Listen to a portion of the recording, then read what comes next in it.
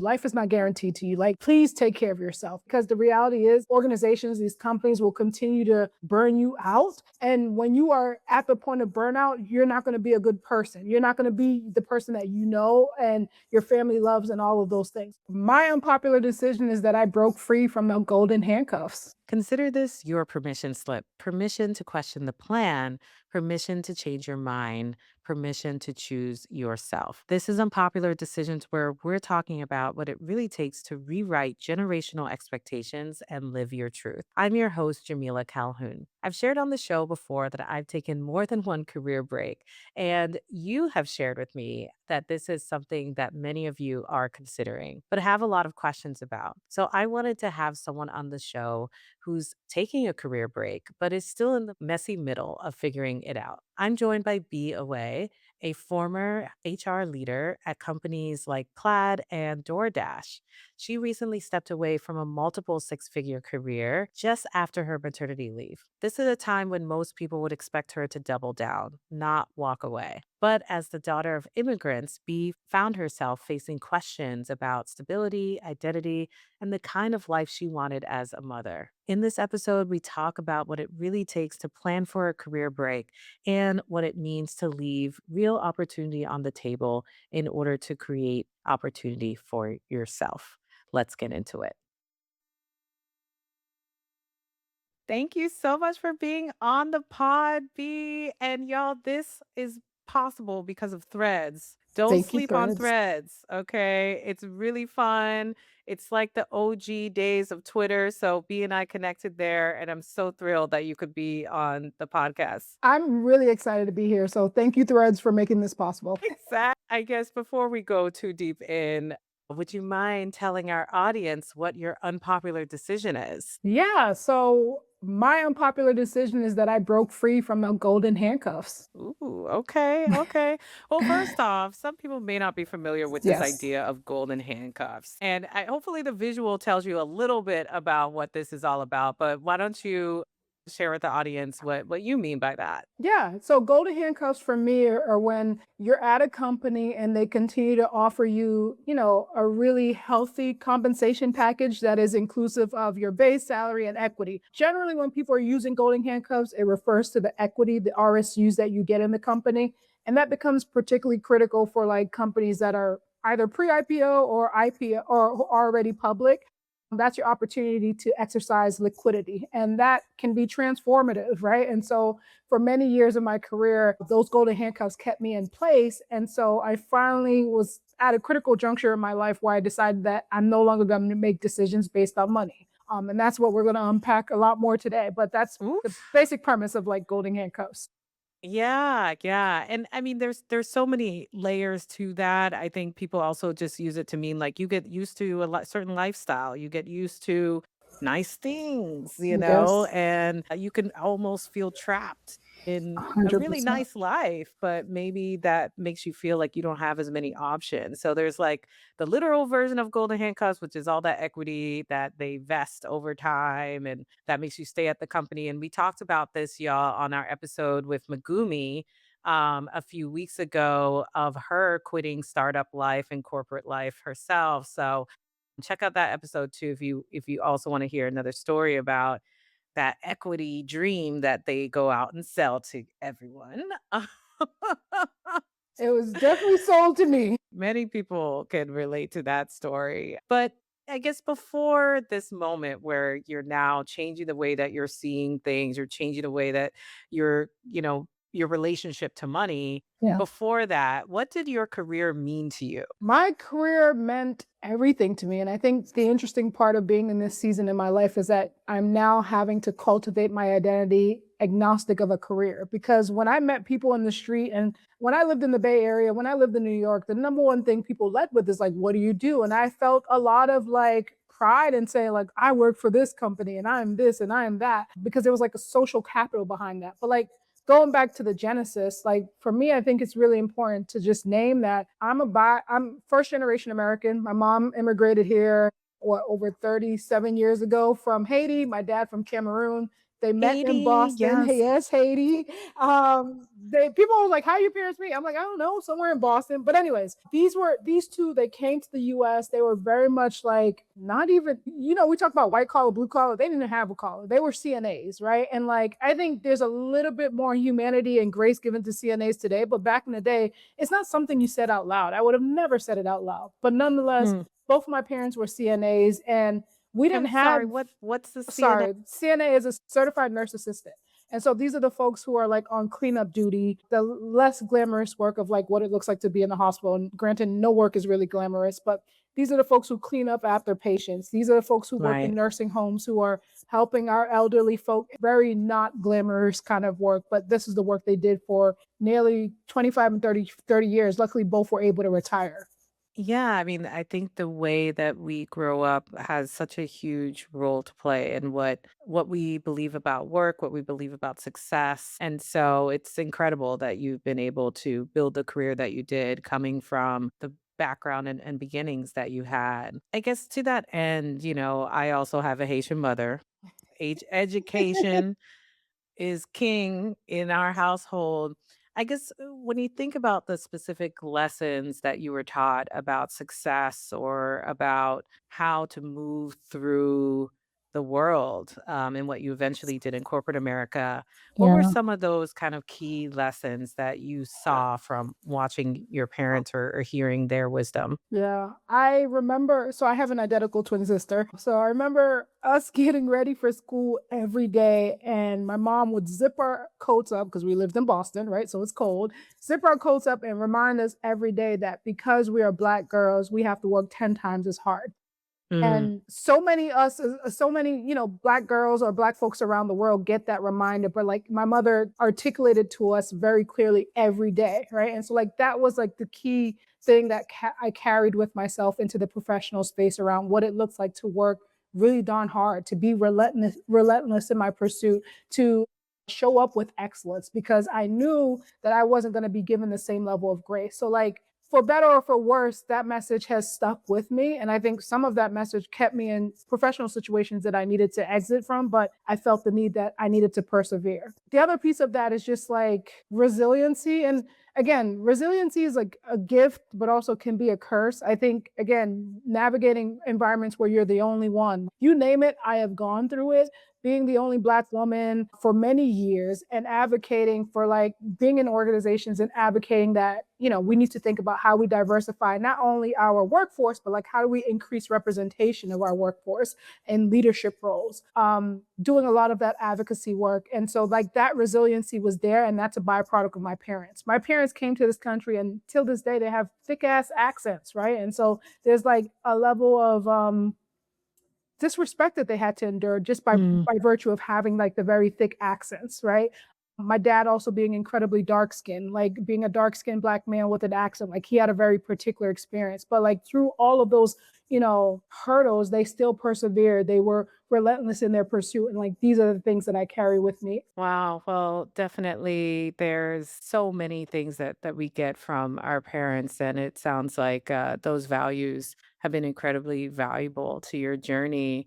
Looking forward as you built your career, I'd love for our listeners just to know a bit more about what you have done, which is huge, which is amazing. You've had a very successful career as an HR business partner, HR professional, working at DoorDash before it IPO'd. And I think this was mentioned earlier. If people don't know what IPO is, initial public offering, this is when a company actually goes on the stock market and turns their initial growth into stocks that the initial investors can basically make more money off of the company at that point.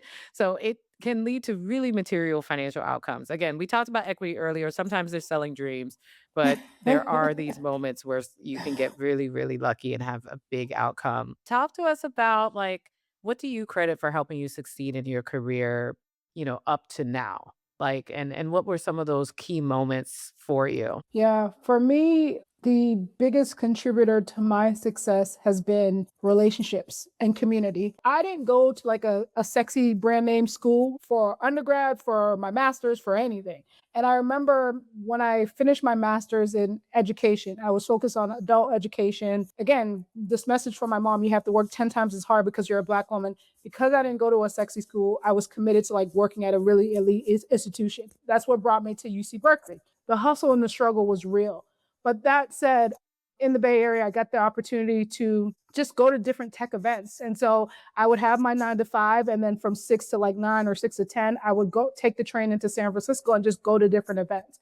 This is where I was just like invested in building relationships. And slowly but surely, like over time, those relationships began to result in like actual opportunities. So then actually a UC Berkeley alum, she was at DoorDash and then she reached out to me. She's like, "Hey, do you want to work at DoorDash?" I'm like, "I don't know what DoorDash is. Like DoorDash the jeans? Like, are they making a comeback?"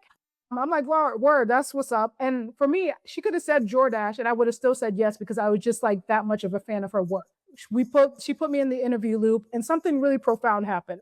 Went through the interview loop, everybody loved me, went great, yay. I remember they called me and gave me an offer. They offered me like $120,000, offered me some equity RSUs. I didn't know what that meant. And I was just like, yes, I'll take the job because I just wanted to work with Lisa. I'm like, yes, see you on Monday. Let's do it. And then Lisa calls me back and says, like, "Hey B, like I saw you signed your offer. We're super excited to have you, but I noticed you didn't negotiate." And I'm like, "Well, no, Lisa, I'm just happy to be here." She's like, "I'm gonna give you another try at this. Let's do this again.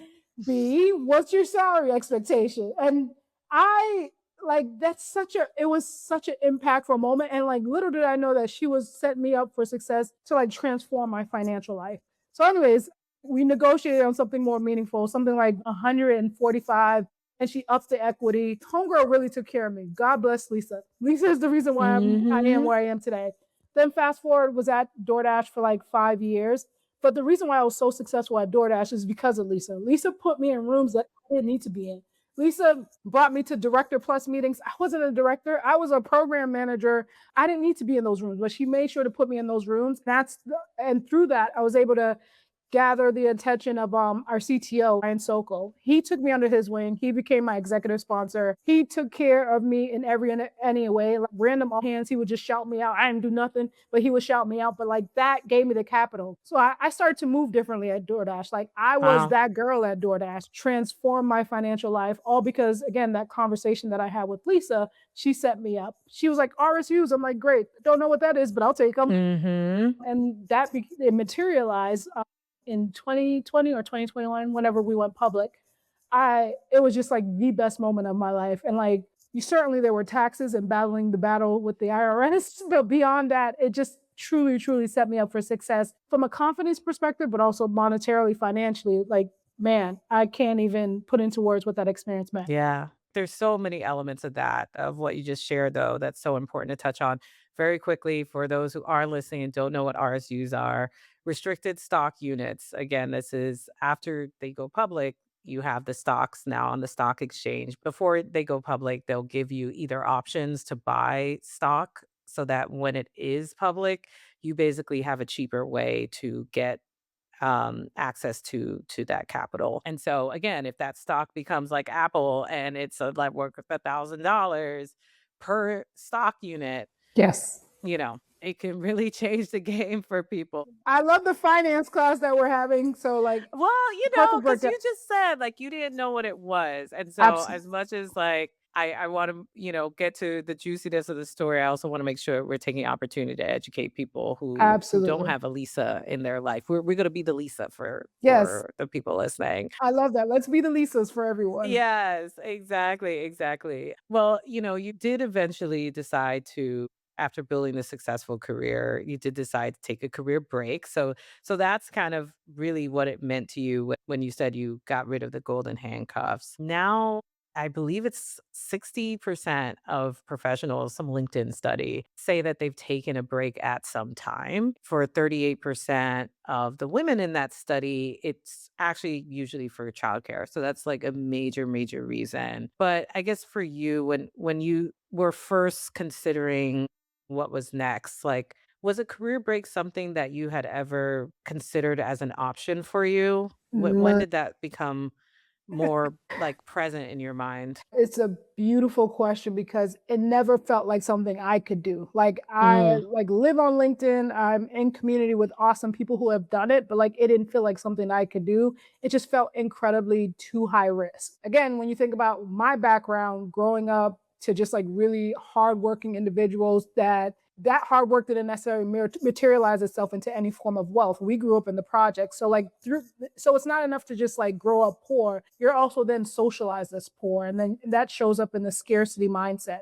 So all that to say, like, I never thought that was feasible for me. But one of like the key, I don't want to, this is not true for everyone's story, but like folks in my community, one of the key things that enabled them to make this decision was just like having their ducks in a row from a financial perspective.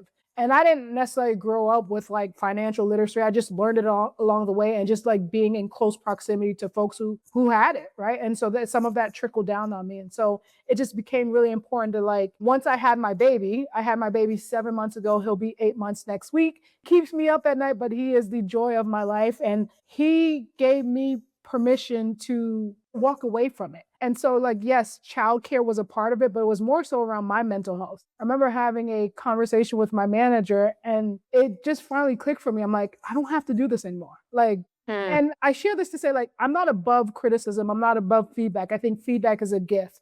Like feedback is absolutely important and a thing that helps us to unlock the next levels. But there's certain kind of feedbacks that feels like nitpicky. It began to feel nitpicky. And I'm just like, I don't have to do this. I'm also the type of person who woke up every morning, who looked at my different investment portfolios, which is probably not healthy, but I did it anyways.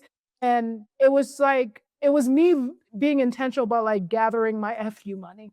FU money means like at any point where folks start to get like real, disrespectful, you feel or you feel empowered enough to be able to walk away from it. And that's what I was doing. So every morning I was reminding myself, like, okay, I'm on the right path. I can do this. I can do this. I never thought I would do it. It became a combination of that conversation with my manager, but also just like struggling with postpartum. Like I mm. was in an organization that is, I mean, a lot of organizations pride themselves on moving fast pace and all those things, but like working with a sales team and the pace and everything that comes with a sales team, it just became really exhausting. And there was one night I was out for a walk with my baby in the middle of the night. Like I'm in the suburbs of Houston and there are no streetlights. And I know people are looking at me like, what is this crazy woman doing with a baby? And I think that was my realization that I needed to like take some time for myself. And it wasn't enough to do FMLA. And FMLA is a federal mandate that we all have access to that gives us paid time off. Well, different states will vary in terms of whether or not it's paid, but it allows you time off without compromising your role. And so generally you get up to 12 weeks in the United States. And at one point I was sitting with this idea that I would just take FMLA for 12 weeks and I would come back better. But 12 weeks or putting a time limit on it, it just didn't feel like the right move. And that's where I was just like, I have to walk away altogether. Wow. Ugh. I know that so many of the things that you just shared just touch the hearts of mothers in particular out there and new parents in general. Just the fact that it clarifies your priorities, the fact that the system does not provide enough support for people in that early postpartum period. And yeah, just this aspect of really giving yourself permission. So Can I add yeah. one last thing? Like Yeah, go for it. my maternity leave was 16 weeks, Mm, which is in tech, that's generally the standard. But what I've noticed in like talking to folks online and things like that, folks are going back to work after like 6 weeks, maybe even 8 weeks. Like it is horrible. All that to say, like after my 16 weeks, I came back during the most chaotic time you could ever come back to in my role, which is calibrations. And so for those of you who are unaware, like not tuned in this way, calibration is where we're determining your performance rating, right? And so a lot of people think like, oh, my rating was just given to me. No, we're in rooms having like really battlefield conversations around what does it look like to operate at every level. So I came back during the peak, the Super Bowl season for all of HR.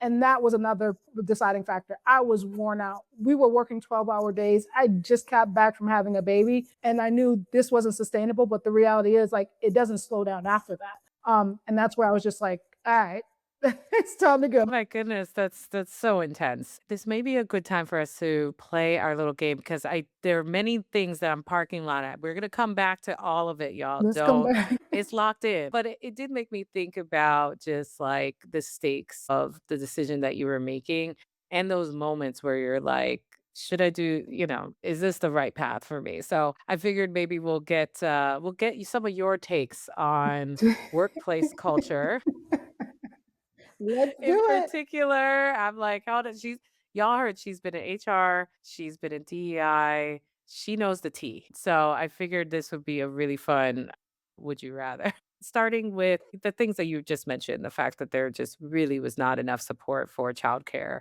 I'd be curious if you would see yourself, given the time that you were going through, of having a lot more childcare support and more flexibility in your current role and not taking a career break or taking a career break anyway to prioritize anything else. Like, is it mostly about the support and like the situation of the job and you wouldn't have stepped away if there was another choice? That's a good question.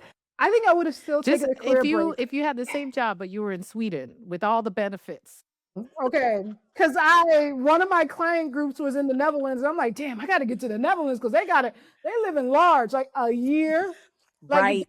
their equivalent of FMLA is like up to like 2 years. Like, yes, I would have stayed in the role, right? Because there are like actual protections. The thing with the United States, not to get all on my soapbox, but US offers no employment protections. That comes from, having a baby, but also if your parent died or something like that. There's no regulations to support just like employees, right? And it's getting even worse in this country. So like I love this question because if I was in the Netherlands, yeah, I would have stayed in my role because I know I have the protections to support me to do my best work, but also there's accountability. And the US lacks accountability in the like worst ways possible. Yes. Oh my goodness.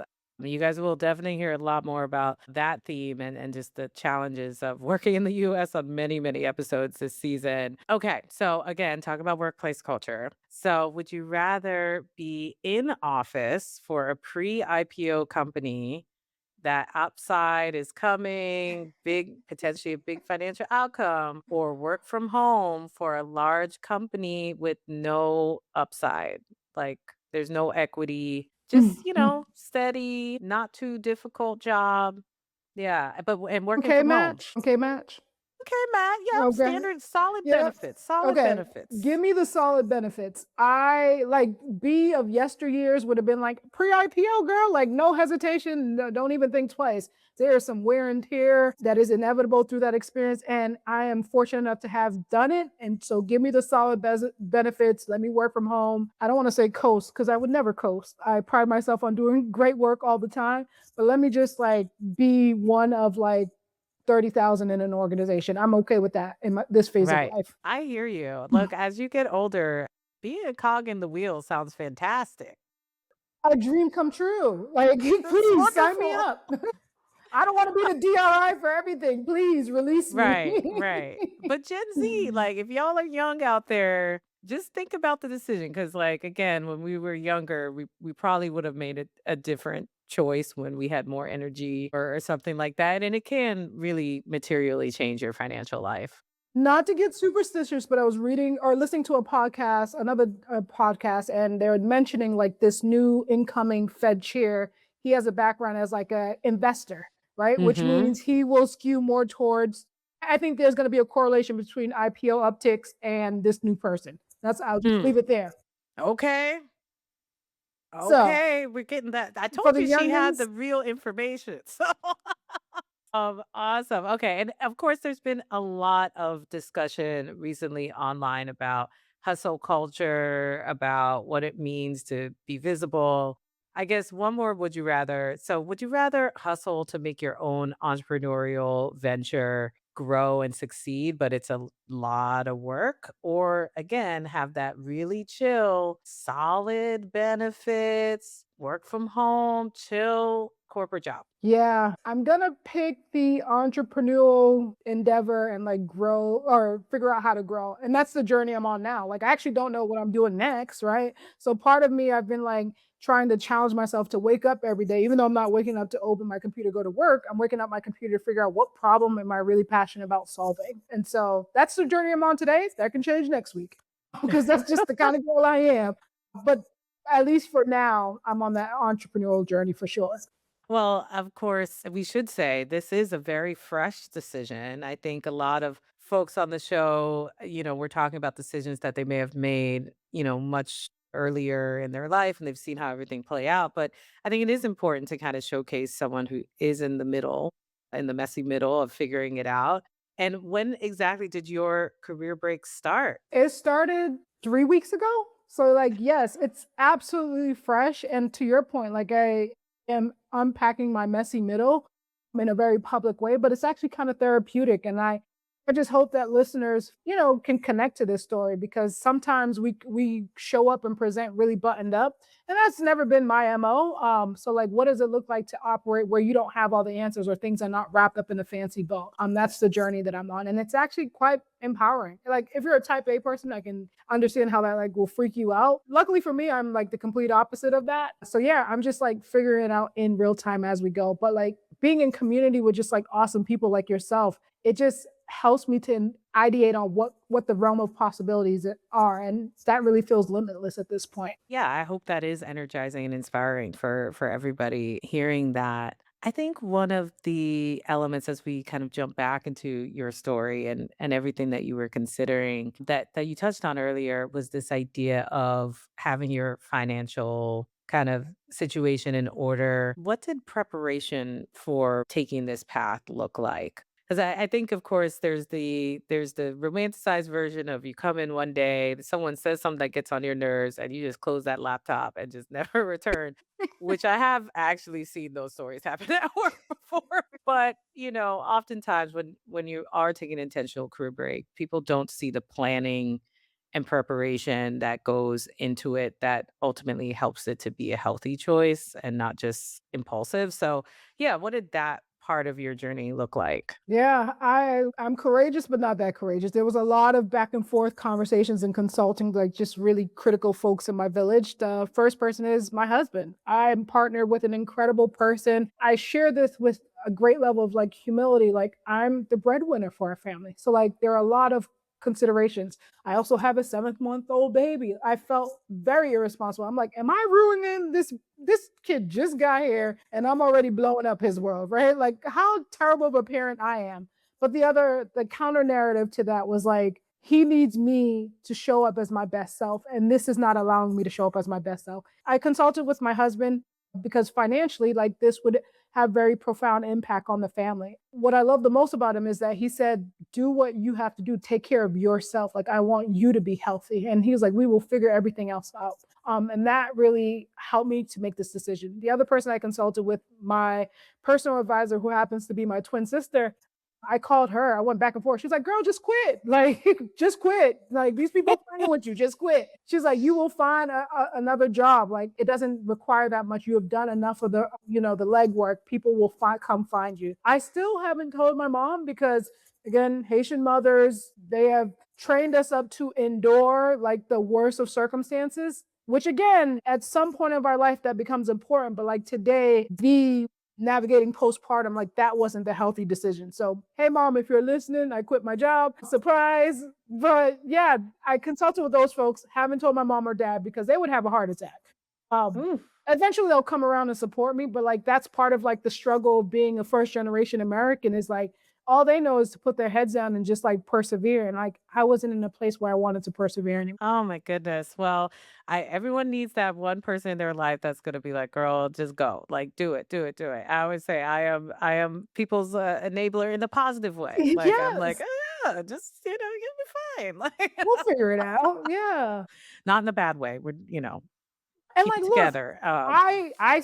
we still have a mortgage. Things are happening, things are true. And again, that's where it becomes really important to just like for me, it was important to like dedicate the time towards building these social safety nets. And so historically, when I've heard safety nets, it's always been ascribed to a very particular experience that was not mine. And part of like navigating privilege today means like it's privilege, but it's also something I'm really proud of. Like knowing that I can go tap into this stash if I need to. I can go sell this house if I need to. Like I remember at DoorDash, our CEO Tony, he was in our New York City office, and we saw each other in the office. He's like, "Hey, B, like I didn't know you lived in New York City, and I also heard you bought a house. Congratulations!" I'm like, Tony, like this is basically your house. Like you made this possible, right? Like thank you, sir. But I share that story to say like I have been very intentional about like setting myself up for success, investing in assets. Sure, I did the things like I splurged on vacations like anybody else. My friends used to joke around like, "B, you're always in Africa," and that's where I met my husband. I met my husband in Senegal in the airport. All those things were true, but I was very intentional about making sure like I was investing in assets,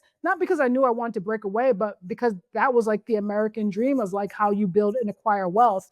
So I was very deliberate about those things. Right, right. I mean, I think that is always a conversation that, people don't necessarily want to get into. Yes, there is a privilege around having a certain financial setup. There's privilege in having proximity. Like you mentioned, you went to work at UC Berkeley intentionally to be in an ecosystem to Yes. rub elbows with people in Silicon Valley at a top educational institution. Those things do really matter. And the earlier in your career you can take a couple big steps that put you in those right situations, make a couple big bets early in your career, you could ride off of that for years. Like I tell people the 2 years, 3 years I spent in investment banking at the beginning of my career, best investment. Absolutely. You had to put in the hour, you know how it is, and people were crazy, but I'm so happy. I did it because it gave me credibility for the rest of my career. When I was applying to business school, that was an important experience that people kind of spoke to. It also got me more used to the idea of investing. I'm around people who are moving money. Literally, all of that set the stage for what I was able to do as my career progressed. And so I'm always when I mentor people who are younger, I'm like, just make a couple really important bets to set yourself up earlier in your career. Yes.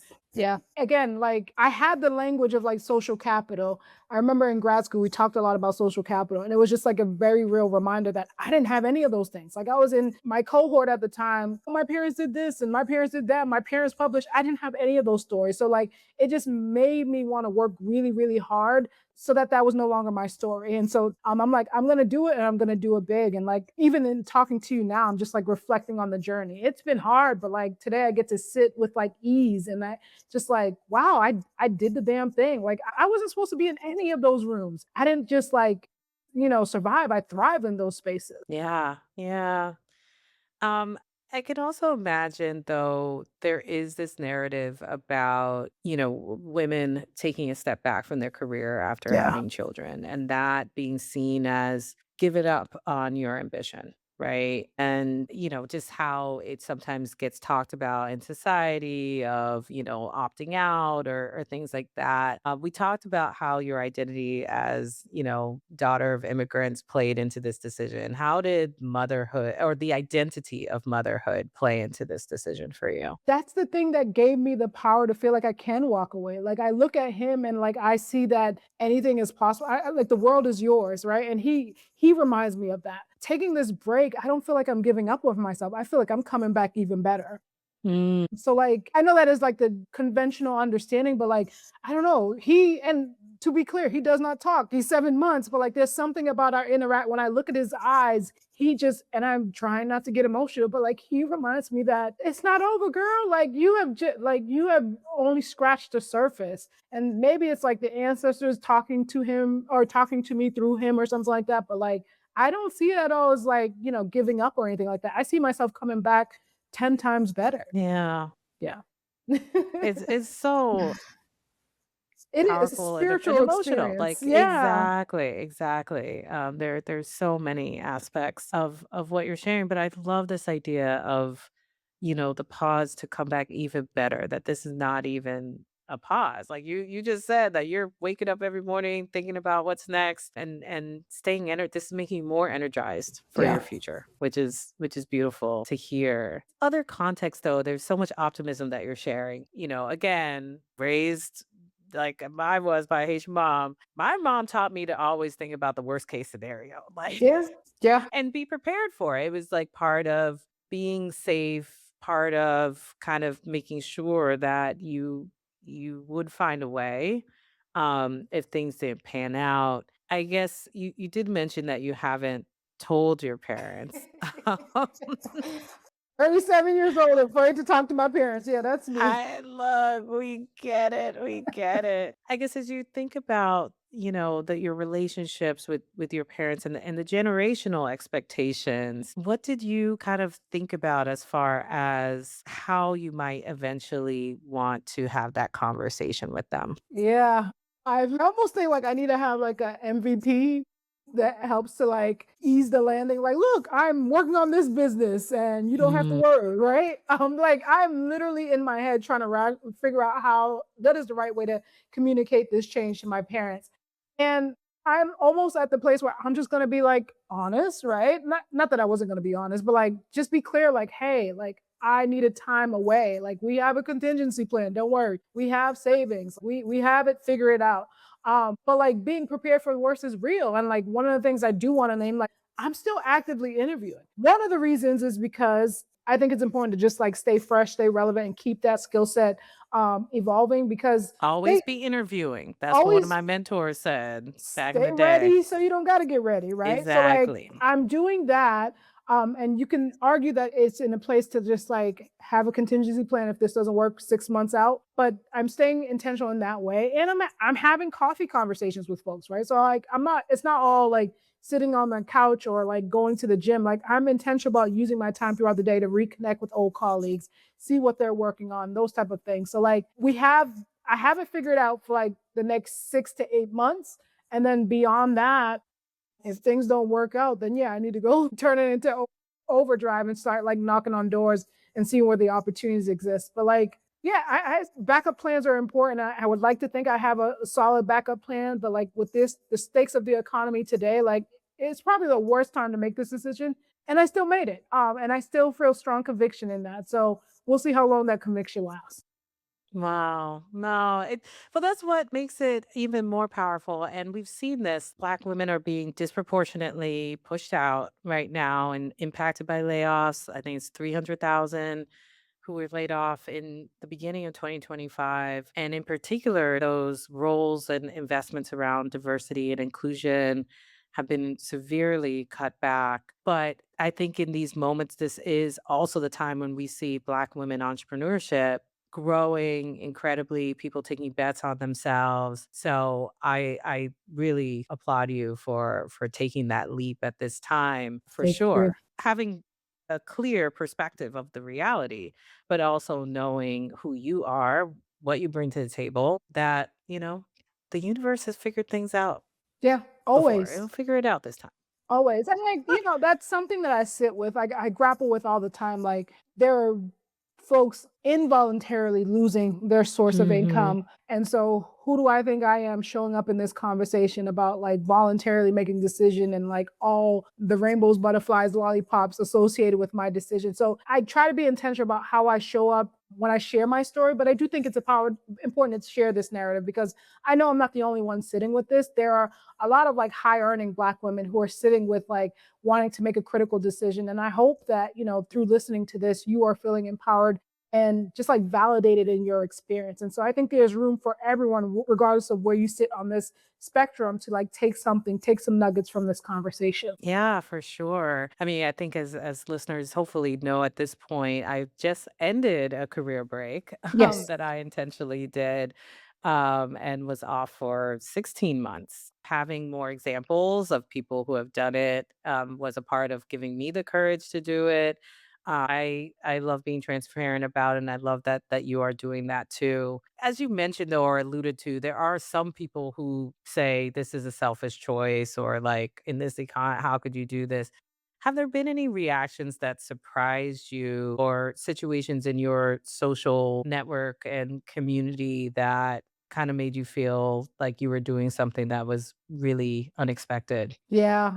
I remember sharing with a group of friends, and we're very transparent about like how much we earn. That salary transparency is super important. And I remember them saying like, "Are you like you just had a baby? You're leaving all that money on the table in this economy?" Like that's the general kind of critique that I've received. And it's absolutely warranted. Like it's valid feedback or valid critique for me, but it hasn't like swayed me. But I do have those moments of like, oh shit, I think she might be right, right? And again, I'm only 3 weeks into this journey, like it's still very fresh. Things like that, I'm like, that's valid critique, right? I receive that, but we move, we continue to move forward. Yeah, exactly, exactly. Was there an identity that you had to grieve in stepping into this season? I'm just thinking about a lot of what you shared about the resiliency that was imbued in you, plus just the fact that you had these mentors and great experiences in a lot of your work. I know for myself, I had parts of myself and my identity that was wrapped up in my job and in doing really great work and being a striver. Career breaks can also be destabilizing, but also regrounding as far as your identity is concerned. So I'm curious for what's been coming up for you. Thing that has been coming up for me has been when you exist in capitalist spaces, you're measured by your productivity and how much you're able to put out into the world or how much you're able to get done. And I don't know that I'm grieving that more so than grappling with it. Like, I'm like, damn, today was unsuccessful. I didn't do anything. I didn't get XYZ done, right? Or I didn't put together a task list or something like that. Like all the things that you're trained up in these structures to be able to do, to be able to demonstrate value or demonstrate impact. I'm now unlearning that. You know, you go through a week and you're not able to like, I haven't identified anything. Like, is that a successful week? Well, the answer is yes, right? Because sometimes, well, not sometimes, being 3 weeks in this journey, I need to decompress all the things that I've been through. So, like, sometimes it's going to look a little sluggish before I can get to like the transformative, magical work. You need to give yourself time to heal and rest. And I think that's the stage I'm in today. But like my inner critic is like, girl, get up and do something. Like you haven't done Mm, anything all day. So it's just like in like a battle, internal battle with myself around just like feeling the need to like perform, output, all those things, and rest balancing that with just like rest. I need rest. So like sometimes it looks like sitting on the couch and doing nothing. right, Yeah. right. I always tell people like, because now I've taken 2 career breaks, so I've become somewhat of a career break Expert. Sherpa Yeah. for my friends who are going through it. And I think one of the biggest things is giving yourself permission to allow things to just take a lot longer. Like Yes. let breakfast Yes. be 2 hours, lunch 3 hours, your walk that you would normally rush to do 10 minutes, take the long route. Like Mm, there just let things stretch. You'd be surprised how quick you can fill a day. Everyone's like, "What am I going to do? Whole day for?" I'm like, "So easy to fill a day." But I think this idea of going through things that we just normally do in a leisurely way is in and of itself, a real change in the way that we normally move, especially for those listening from the US and New York. You lived in New York, you lived in San Francisco, like you walk quick, you got yes. places to be, and there's a whole different energy where you just kind of meander, Yeah. Yeah. lollygag.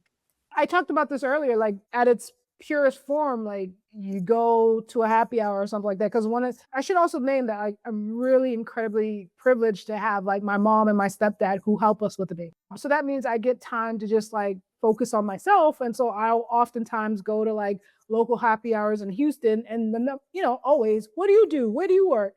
And let's connect on LinkedIn. And like in the previous world, like I would like, oh, I work at this company. I work for a fintech company. Everyone's eyes would light up because where tech is like emerging, or it's like whatever, like in New York and San Francisco, or along the coastal cities. Here, it's still like the thing that lights people's eyes because everyone is familiar with oil and gas. Anyways, most recently, I had to share with someone. I'm like, yeah, I was at this company, but I actually decided to walk away. And they're like, what? Like, you walked away from that? I'm like, yeah, with my like Wow. real explanation, but like people, yeah, people are surprised, but like it is what it is. And just like detaching yourself from that previous identity of like, oh, I work in fintech. Oh, no, I'm just a mom that chills. Yeah. Yeah. Well, it's those reactions make sense because ultimately a lot of this is a choice that's able to be made because of privilege, right? Like we have the savings, and again, we did invest earlier in our career to put ourselves in this situation. But yeah, if y'all don't have the savings, I Yeah. mean, you mentioned the FU fund actually earlier. Like, what did that look like for you? Because I this is something I heard about years ago as well, and clearly because I've done career breaks multiple times, I Yeah. have an FU fund myself. But yeah, when did that come up for you? And was there always a number that you knew you needed to keep to Yes. prepare for exiting? So it's always been a thing for me, even though again, I don't know that I would have actually had the courage to like trigger it, aka like throw in my resignation letter. But it's always been a thing for me. Preparedness that my parents have always trained me for, like you always need to be saving anyways. So like I always had that money, but applying the language of FU, I would say came more recently in more my most recent organization is that because you knew people were being laid off left and right, role eliminations. And look, I was the girl who was like helping to facilitate the role eliminations. That was my job as an HRBP. These things were becoming way too frequent, especially after COVID. So like it became even more critical to just be prepared for whatever will come. In terms of the number that I was targeting, it changed when we bought our home in Houston. So like we bought our dream home in outside of Houston, and so the number changed. When I was in Jersey, in my house in Jersey, that number looked like 6 months, a minimum of 6 months of my mortgage overall expenditures, but it included mortgage, internet, like you name it, whatever you're paying every month. You need to combine that number times a minimum of 6 months. And so that became true in Houston as well. It's like I need to have the minimum of 6 months. Once I got 6 months, I'm like, okay, let's challenge ourselves to get 6 more months. And that's where I was looking at it every day. And again, the money doesn't grow every day, but it's just like something that motivated me. It was almost like my golden nugget or golden carrot that I was chasing towards. I want to grow this number in this particular way. In this instance, it was around 12 months of my expenses. Wow. Yeah. No, it's great to, give people that goal and that perspective. What do you think and hope about this time that you have? Is there a version of success, quote unquote, or that would make this time feel like a worthwhile pause for you? Yeah. You're like the therapist I needed. This is a good question. How do we measure success of this time? Yeah. I have not thought about it. It's a really good question. For me, I think just from a number or body perspective, it's like my blood pressure. I've dealt with high blood pressure. It became elevated through my pregnancy, and thankfully I'm still here. But like for me, one measurement of success is just like sustained healthy readings of my blood pressure. That's number one. Beyond that, I don't want to commit to just like solving the world problems or whatever, putting together some plan of like what is something that I want to be working on. I don't necessarily have to go live, but I just want to challenge myself to know that like I've done the work of just like taking inventory of like the problems I'm excited for or motivated by and just like starting to put together some type of structure.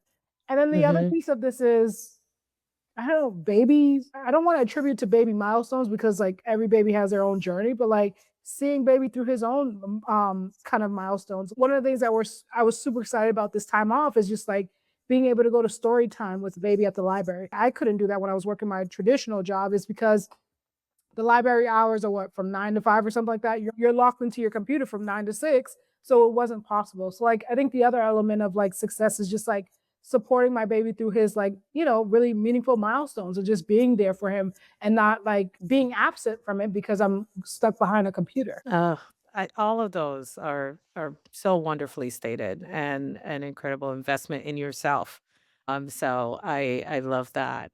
As we start to wrap here, I'd be curious about, for folks who are listening and maybe sitting with a situation where they're starting to feel like they need a pause or a break. What would you say needs to be true to make this decision healthy for them Yeah. versus being reckless? Yeah. I think if you're sitting with some similar feelings or sentiments, you absolutely need to figure out a way to prioritize yourself. And I think that's where it becomes important to leverage resources like FMLA. And so I'm going to put my HR hat, but FMLA is something we all have access to.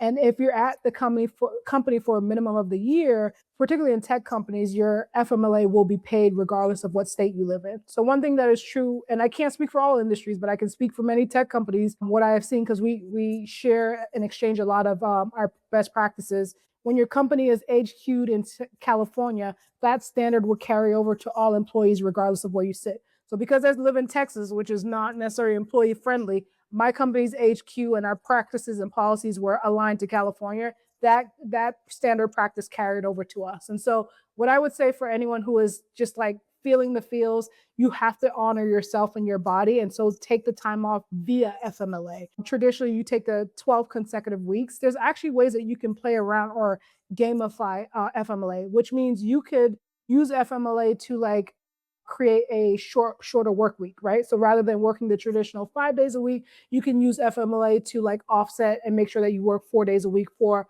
a period of 12 weeks, right? Or you can take the consecutive 12 weeks. All that to say, take the time off, because the reality is organizations, these companies will continue to burn you out. And when you are at the point of burnout, you're not going to be a good person. You're not going to be the person that you know and your family loves and all of those things. So like I really, really encourage folks to like be proactive. When you're starting to feel those things, tap into the resources. There are an abundant amount of resources a lot of organizations provide, even though Deloitte's doing some shady things. So if you're at Deloitte, you should revisit that employee handbook. But anyways, do not ignore the signs is the takeaway here. Do not ignore the signs. Know that your organization, most organizations, I don't care if you work in tech or finance, they will have the resources available to you. Reach out to your HR business partner to understand what resources are available to you, because I would be negligent to get on this conversation and say like everyone should just quit. That is not everyone's reality. And that's where FMLA becomes a really important resource for you. Definitely look Yeah. into that. Yeah, no, for sure. That's some gems right there, guys. And it's the Family and Medical Leave Act Correct. for people who want to look this up. But definitely, there are many different ways to tap into that. And I guess also thinking about listeners and other folks who may be in this situation, is there anything that you feel like you wish you had done differently in navigating this? No, I think I navigated this. I'm really proud of myself. I navigated this experience exceptionally well. Like I remember one of my colleagues being like, "Girl, why are you working so hard? Your last day is tomorrow." Like I've never seen anyone do this. But through this process, it was important to me that I left with the bridge intact. I talked earlier about how important relationships are. The distance of connections, I can't remember the terminology, but less than 6 degrees of separation. Like folks know each other, people talk all the time. And so it's really important that even when you make these critical decisions, you lead with integrity. And what that meant for me is like, I gave 4 weeks notice. I showed up every day. I performed and delivered up until my last day, because I knew when I was walking away, I didn't want anyone to have anything negative to say about me. Because again, one person will go hop to the next company and that becomes your reputation. That reputation follows you.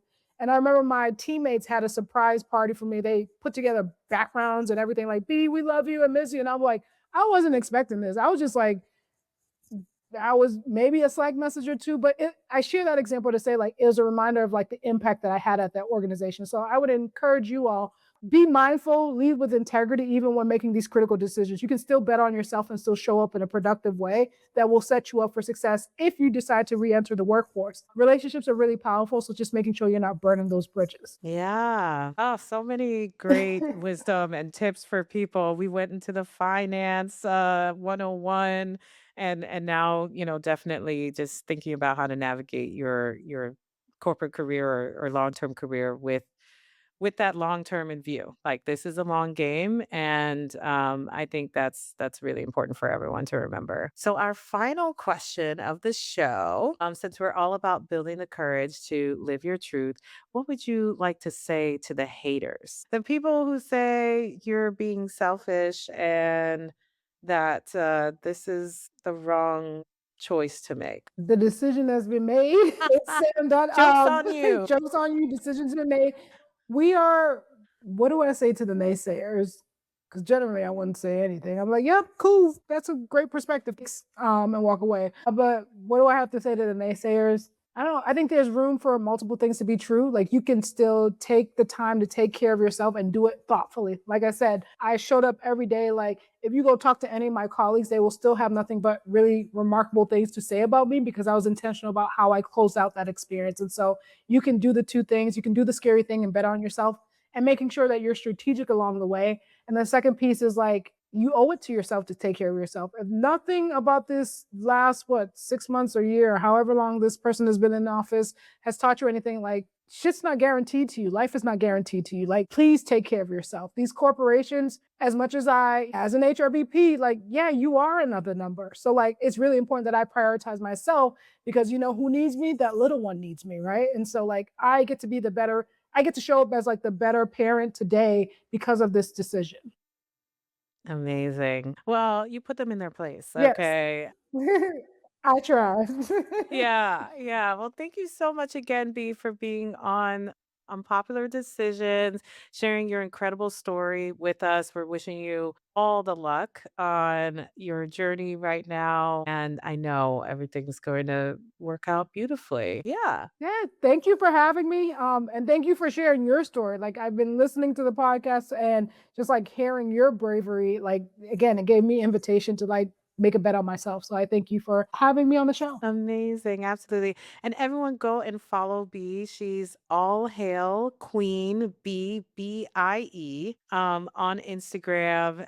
An amazing account. She's bringing transparency to all of these choices and building in public. So Yes. really, really excited for you. Thank you. Thank you.